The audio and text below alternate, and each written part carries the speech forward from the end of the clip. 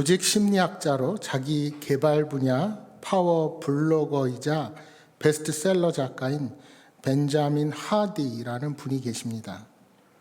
그분이 쓴 퓨처 셀프, 현재와 미래가 달라지는 놀라운 혁명이라는 책이 있습니다. 미래의 내가 어떤 사람일지 진지하게 고민하고 삶을 변화시키고자 하는 것을 목적으로 쓴 책입니다. 이 책 첫 번째 파트에 미래의 나를 위협하는 요인 7가지를 말하고 있는데, 그 중에 위협 3번째, 주변 환경을 인식하지 못하면 당신은 아무 길이나 가게 된다라는 부분의 이야기를 잠시 여러분에게 소개해 드리겠습니다. 미래의 나를 위협하는 3번째 요인은 주변 환경이 목표에 어떤 영향을 미치는지 인식하지 못하는 것이다. 흥미롭게도 심리학자들은 사람들이 어떤 것을 선호할 때 그 이유가 그것이 정말 좋아서가 아니라 반복적으로 노출되기 때문이라는 사실을 알게 됐다.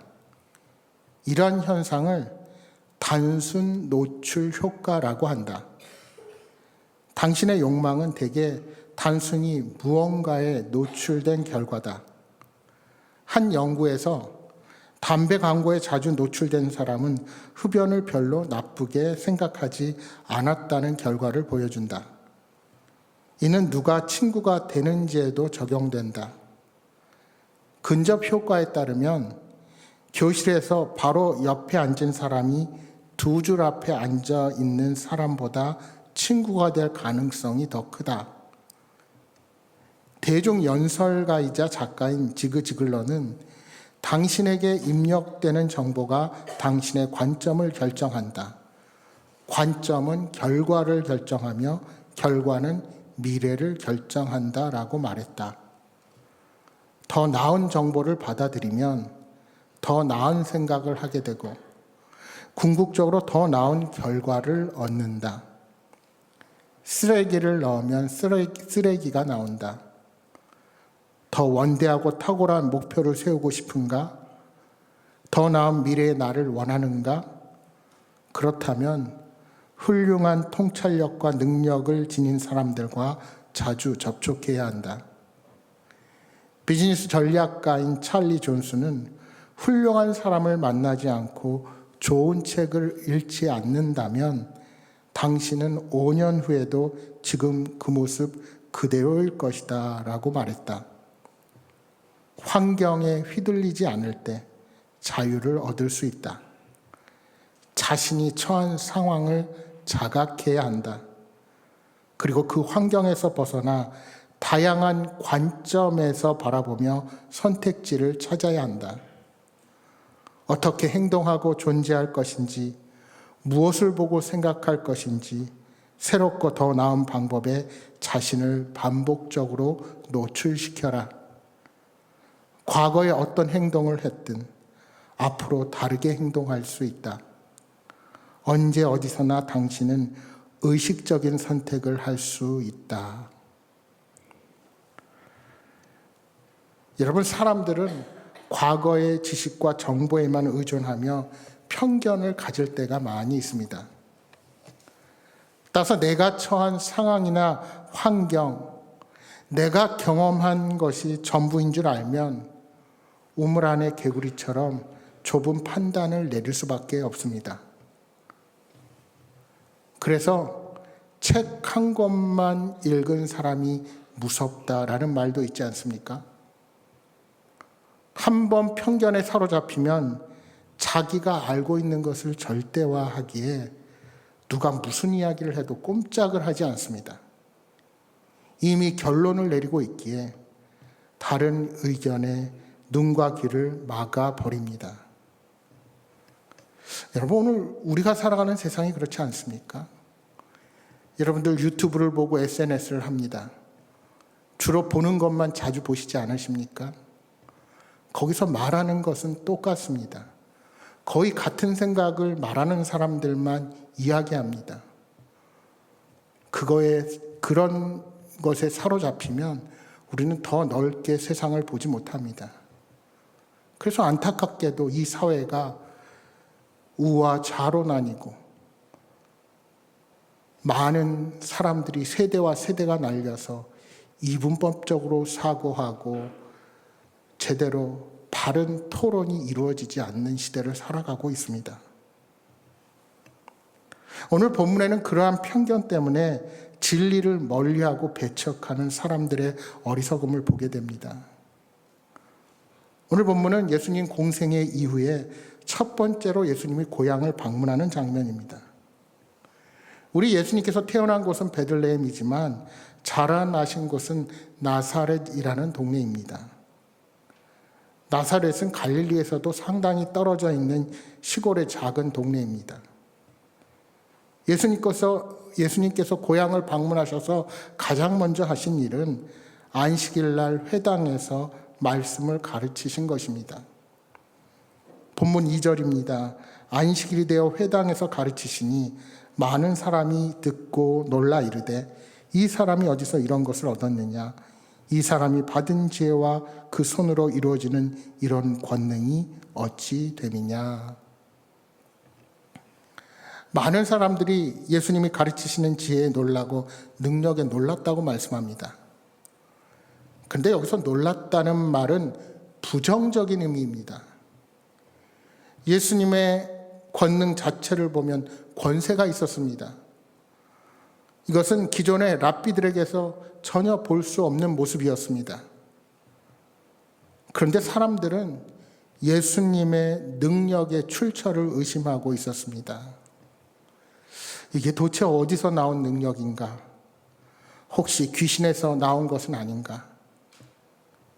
예수님의 능력과 지혜를 인정하지 않으려는 분위기가 나사렛 동네에 꽉 차 있었습니다. 분위기는 더 이상하게 흘러갑니다. 본문 3절을 다시 보십시오. 이 사람이 마리아의 아들 목수가 아니냐? 야고보와 요셉과 유다와 시몬의 형제가 아니냐? 그 너희들이 우리와 함께 여기 있지 아니하냐 하고 예수를 배척한지라. 이 사람이 마리아의 아들 목수가 아니냐라는 말은 무슨 의미로 한 말일까요? 쉽게 말하면 우리는 당신의 엄마를 알고 있지. 더 한국적인 사고로 말하면 너 도대체 나이가 몇이 하는 말과 같습니다. 성경은 우리 예수님의 공생애 당시 예수님의 육신의 아버지였던 요셉에 대해서 언급하지 않습니다. 그래서 학자들은 대체적으로 이미 요셉이 세상을 떠난 것으로 추측합니다. 따라서 마리아의 아들 목수가 아니냐 하는 말에는 남편이 없는 힘든 가정사와 함께 목수의 집안이라는 것까지 예수님의 가정을 폄하하고 경멸하는 분위기를 느낄 수가 있습니다. 그러니까 한마디로 예수님에게 이렇게 말하는 겁니다. 야, 너 많이 컸다. 별것도 아닌 것이 우리 앞에서 폼 잡고 있네. 라는 뜻과 같습니다. 이처럼 회당에 있던 대부분의 사람들이 목수의 아들 그 이상도 이하도 아닌 매우 부정적으로 예수님을 바라보고 있었습니다. 나사렛 사람들이 알고 있는 예수에 대한 지식과 경험의 세계에 딱 멈추어 있는 것입니다. 여러분, 이처럼 내가 이미 아는 것으로 인해 오히려 믿음이 생길 수 없는 경우들이 있습니다. 여러분, 지식과 정보를 가지고 있다고 믿음이 생깁니까? 아니요, 도리어 반대입니다. 아는 것이 오히려 우리의 믿음을 가로막는 경우가 있습니다. 여러분, 유럽을 비롯한 미국 등 대부분 서구 국가들은 오래전부터 기독교 문화 안에서 살았습니다. 그래서 사람의 이름도 대부분 보면 성경에 나오는 인물들의 이름입니다. 지금의 20대, 30대 이하를 제외하고는 그들의 가정에 가면 꼭 성경책이 있습니다. 교회에 출석 한두 번 안 해본 사람 없습니다. 지금 출석하지 않아도 자기는 크리스찬이라고 말하고 최소한 부활절과 성탄절 2번은 출석합니다. 그런데 21세기 들어서 급격하게 유럽의 많은 나라들이 비기독교 국가로 바뀌었습니다. 아직도 많은 문화와 유산이 기독교를 제외하고는 말할 수 없음에도 불구하고 급격하게 예수 그리스도를 믿는 인구는 줄어들고 있습니다. 반면에 소위 우리가 말하는 가난하고 연약한 사람들이 살아가는 제3세계 국가들은 기독교의 인구가 늘어나고 있는 형편입니다. 믿음을 쉽게 받아들일 수 없는 문화나 환경에 처해 있음에도 불구하고 그들 마음 중심에 예수님이 자리 잡아가고 있는 것입니다. 마치 우리 구한말에 한국에 예수님이 전파됐을 때랑 마찬가지입니다. 여러분, 확신을 심어줄 증거물이 아무리 많아도 믿지 않으려는 사람들에게는 복음의 의미가 없습니다. 여러분, 자료나 정보의 문제가 결코 아닙니다. 여기 연세 드신 분들 어렸을 때 봤던 성경 자료나 여러분 성경 공부 자료를 지금하고 비교해 보실 수 있습니까? 그렇게 많은 정보량이 늘어났는데 우리의 믿음은 더 좋아지지 않았습니다. 여러분, 믿음의 문제는 그 대상을 어떤 마음으로 바라보느냐에 달려 있는 것입니다. 오늘 본문 3절에 예수를 배척한지라 라고 말씀할 때 배척했다는 헬라어 동사 에스칸달리존토는 스칸달리조의 3인칭 복수 미완료로 걸리게 하다, 넘어지게 하다는 뜻이 있습니다. 근데 이 헬라어가 바로 이 헬라어에서 영어 스캔들이라는 단어가 나왔습니다. 여러분, 스캔들이라는 단어가 뭡니까? 보통 어떤 유명 인사가 부도덕한 일을 행했을 때 도는 소문을 스캔들이라고 말하죠. 그러니까 예수를 배척했다는 것은 무슨 뜻일까요? 나사렛 예수가 자기 동네 사람으로 알려지는 것을 수치스럽게 여겼다는 뜻이 있습니다. 오히려 고향인 나사렛을 방문했는데 그들이 그동안 예수님께서 하신 일에 대해 경멸하고 믿지 않으려 하고 받아들이려 하지 않는 것입니다. 그러니 우리 예수님의 마음이 어떠하셨을까요? 4절에 말씀하십니다.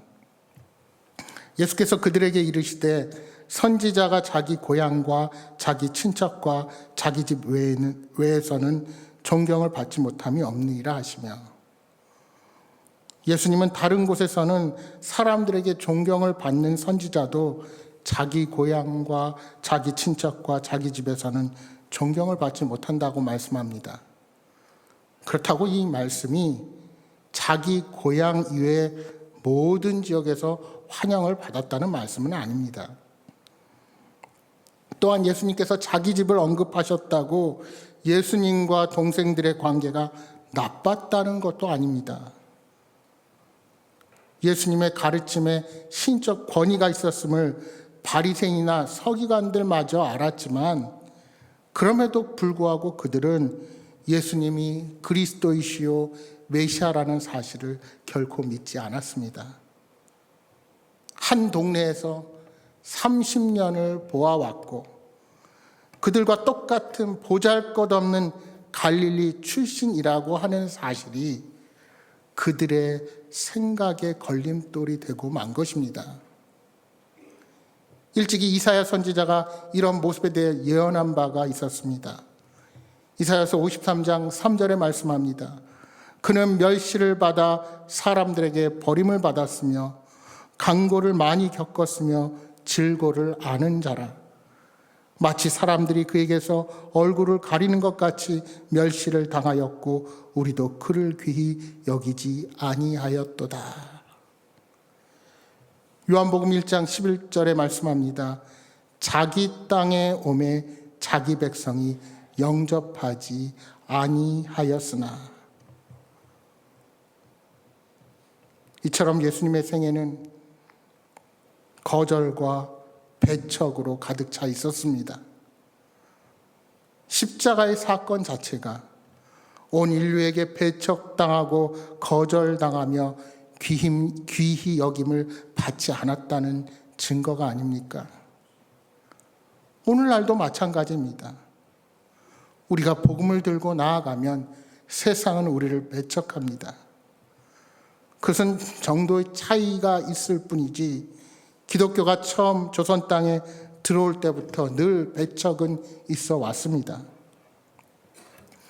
여러분, 처음 제너럴 셔먼호를 타고 대동강 땅을 밟았던 토마스 선교사는 육지에 들어오기도 전에 배에 불이 나고 그래서 배에서 뛰어내려서 내리자마자 그 강 안에서 죽임을 당했습니다. 그럼에도 불구하고 그가 죽어가면서 내밀었던 성경으로 인하여 훗날 조선 땅에 신자가 생기고 교회가 세워지게 됩니다. 이처럼 복음을 들고 들어가면 어디든지 저항이 생기고 배척이 있기 마련입니다.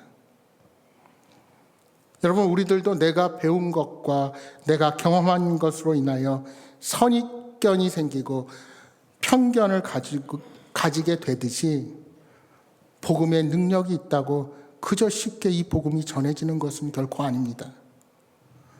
우리와 다른 환경, 다른 인식과 문화에서 자라온 사람들에게 복음을 전한다는 것은 결코 쉬운 일이 아닙니다. 이미 가진 편견과 거부감으로 복음이 그들 안으로 들어가기까지는 많은 기도와 섬김과 우리의 진심을 알아주기까지 끊임없는 노력과 열정이 필요합니다. 혹시 여러분은 예수님에 대해서 부끄럽게 여긴 적이 없으십니까?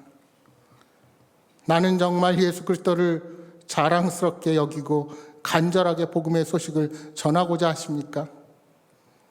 아니면 지금 기독교의 모습이 부끄러워서 예수 믿는다는 사실조차 감추려고 하지는 않습니까? 오랫동안 한 직장에 다녔는데 아무도 내가 그리스도인이라는 사실을 모르고 있다면 그것은 여러분의 신앙에 분명 문제가 있습니다. 이웃과 알게 된 지 몇 년이 지났는데 그 사람이 내가 교회 권사인지 집사인지 모른다면 그 이유는 어디에 있습니까? 어디에서든지 당당하게 예수님의 자녀라는 사실을 밝힐 자신이 있으십니까? 로마서 1장 16절에 말씀합니다. 내가 복음을 부끄러워하지 아니하노니 이 복음은 모든 믿는 자에게 구원을 주시는 하나님의 능력이 됨이라. 먼저는 유대인에게요 그리고 헬라인에게로다. 1세기 바울이 복음을 전하는 시대에 예수를 믿는 무리가 매우 극소수였습니다. 그러나 거대한 로마 앞에 초라할 수밖에 없는 상황에서도 바울은 자신의 초라한 모습에 기죽지 않았습니다. 왜요? 내가 소유한 복음, 내가 만난 예수님이 올 인류의 구원자여 우리 인생의 해답이라는 사실을 확신했기 때문입니다. 여러분, 왜 나사렛 사람들이 예수님을 배척했습니까? 그들은 이미 예수는 과부 마리아 목수의 아들, 우리 동네에서 자란 평범한 사람이라고 결론을 내려버렸습니다.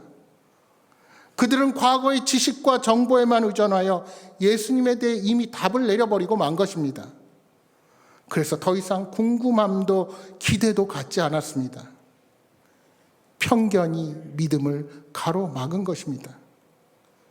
편견의 눈으로 본 예수는 무리를 이끌고 많은 이적을 베풀었다고는 하나 그들에게는 존경할 자가 아니라 그저 자신의 동네에서 자란 불편한 존재에 불과했던 것입니다.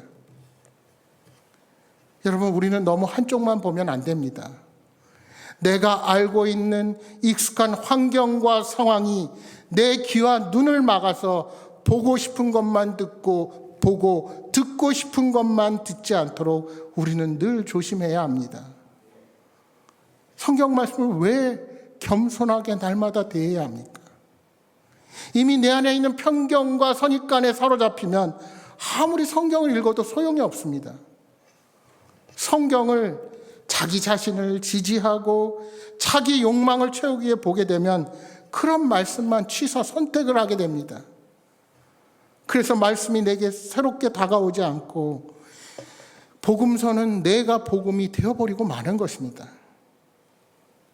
여러분, 우리가 왜 생명의 말씀이라는 큐티책을 통해서 날마다 주신 말씀을 묵상하고 삶에 적용하는 훈련을 할까요? 왜 우리 갓난아이들부터 청소년, 아동부 모두가 같은 본문으로 날마다 묵상하면서 왜 하나님의 말씀을 적용하고자 할까요? 왜 구역예배 시간에 동일한 본문의 말씀으로 서로에게 일어난 하나님의 역사를 나누고자 합니까? 그렇게 동일한 말씀도 내 삶의 상황과 형편에 따라 주께서 주시는 은혜와 사랑을 다르게 느끼기 때문입니다. 그래서 편견을 내려놓고 내 생각과 다른 시각에서 성경을 바라볼 때 비로소 삶의 문제가 해결되고 같은 살아가는 성도들을 통해서 우리의 자녀들을 통해서 하나님께서 어떻게 역사하시는지 더 크신 사랑을 발견하게 되는 것입니다. 사랑하는 여러분, 우리는 말씀 앞에 겸손해야 합니다. 편견과 오만은 독선입니다. 예수님이 오셨다는 소문이 나사렛에 퍼졌지만 그들이 적극적인 믿음으로 받아들이지 않았기에 주님은 그곳에서 소극적으로 행하셨습니다. 5절 말씀에 거기서는 아무 권능도 행하실 수 없어 다만 소수의 병자에게 안수하여 고칠 뿐이었다 하고 말씀합니다. 여기서 아무 권능도 행하실 수 없어 라는 말씀은 예수님이 어떠한 환경에 제한받는다는 뜻이 아닙니다. 하나님이신 예수님은 분명 그 어떤 기적과 치유도 다 하실 수 있는 분이십니다. 그러나 그러하시기에 받아들이는 태도에 따라서 다르게 행동하시는 겁니다. 결국 나사렛 사람들은 과거의 경험에 갇혀서 예수님의 신성과 예수님이 이 땅에 성육신하신 하나님의 아들이라는 사실을 보지 못한 것입니다. 여러분, 모든 것이 내가 중심이고 모든 것이 내가 다른 사람보다 우월하다고 생각하는 교만이 우리 믿음의 역사를 가로막습니다. 그렇게 되면 하나님이 나를 통해 일하고 싶으셔도 일하실 수 없습니다. 오늘 본문 1절에 예수께서 거기를 떠나서 고향으로 가셨다 하고 말씀하지요. 여러분, 거기가 어딜까요? 여기서 거기는 그 지역이 중요한 것이 아니라 고향으로 오기 전에 예수님이 그 지역에서 어떤 일을 하셨는지가 중요합니다. 예수님은 회당장 야이로의 죽은 딸을 살리셨습니다. 또한 주님의 옷자락만 만져도 나을 것이라는 믿음을 가진 12년 된 혈류병자 여인을 고쳐주셨습니다. 그러면 여러분, 예수님이 고향에 오셔서 능력이 떨어지신 것입니까? 아닙니다. 예수님께서 등경 아래 감추어진 등불의 비유로 말씀하신 것처럼 하나님의 능력은 불신앙으로 반응하는 곳에 감추어진다는 것을 주님께서 가르쳐 주시기 위함입니다. 그렇습니다. 우리의 불신앙이 하나님으로부터 오는 복을 가로막습니다. 우리의 편견과 선입견으로 인해 우리 안에 계신 성령 하나님의 능력이 대제로 발휘되지 않고 늘 내가 경험했던 패배와 낙심과 좌절, 이런 것들이 내 안에서 기정사실화되면서 결코 주님의 역사는 내 안에 일어날 수 없게 되는 것입니다. 가끔 제게 기도 부탁을 하시는 분들이 계십니다. 누군가는 정말 간절한 마음으로 기도를 부탁합니다. 반대로 신방을 가보면 억지로 마지못해서 기도 제목을 내고 기도한다는 느낌을 받을 때가 있습니다. 여러분, 사실 목사님께 기도 받는다라는 말은 좋은 표현은 아닙니다. 기도 부탁을 한 사람이나 부탁받은 사람이 함께 간절하게 하나님께 기도하는 것입니다.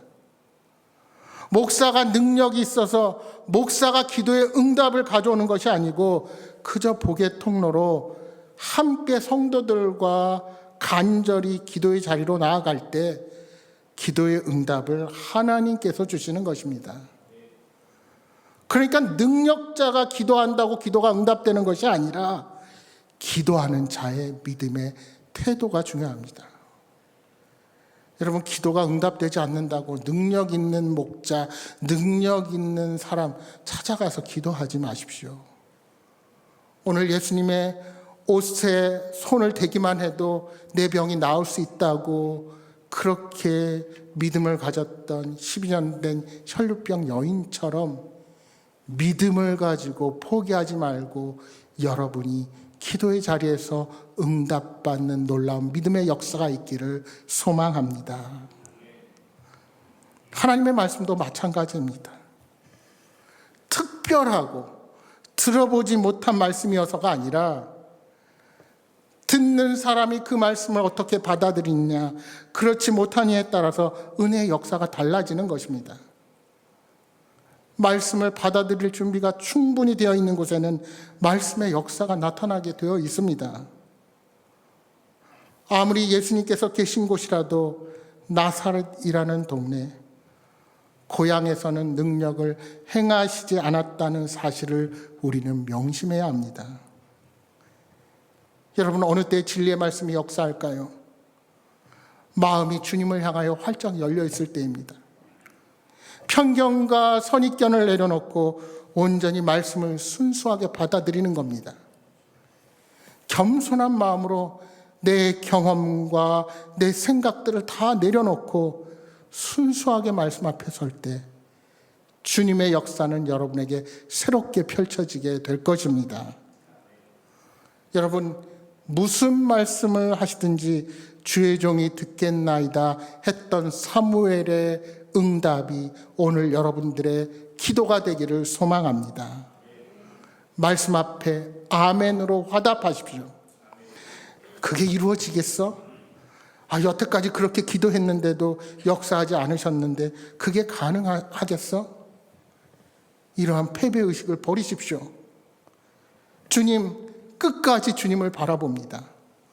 약속의 주님을 신뢰합니다. 인내하며 주님께서 이루실 그날까지 주님 앞으로 나아갑니다. 이러한 믿음의 고백이 오늘 저와 여러분에게 필요합니다. 올 한 해 동안 말씀을 가까이 하시되 먼저 내 마음의 자세가 얼마나 하나님을 향하고 있는지를 점검하시기 바랍니다. 중국은 문화혁명 이후 공산주의로 인하여 기독교를 강하게 핍박했습니다. 그래도 삼자교회, 즉 중국 공산당이 공식적으로 인정하는 교회가 활동을 했고 여전히 지하교회를 통한 포교 활동이 지속되었습니다. 그래서 가정교회들도 계속 번져나갔습니다.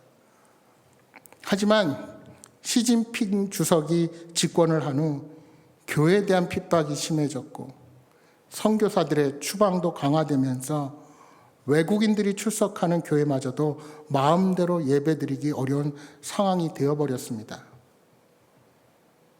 그런데 여러분, 그렇게 핍박이 심하게 가해지면 교회 부흥이 멈출까요?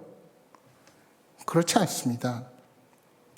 실제로 세계 기독교 인구가 가장 많은 나라는 미국이 아닌 중국이라고 보는 견해가 있습니다. 기독교 박해 감시 단체인 오픈도어즈는 매년 최소 7% 이상의 중국 기독교가 성장하는 것을 감안한다면 오는 2030년 중국의 기독교인이 3억 명으로 늘어날 수 있다는 전망을 내놓았습니다.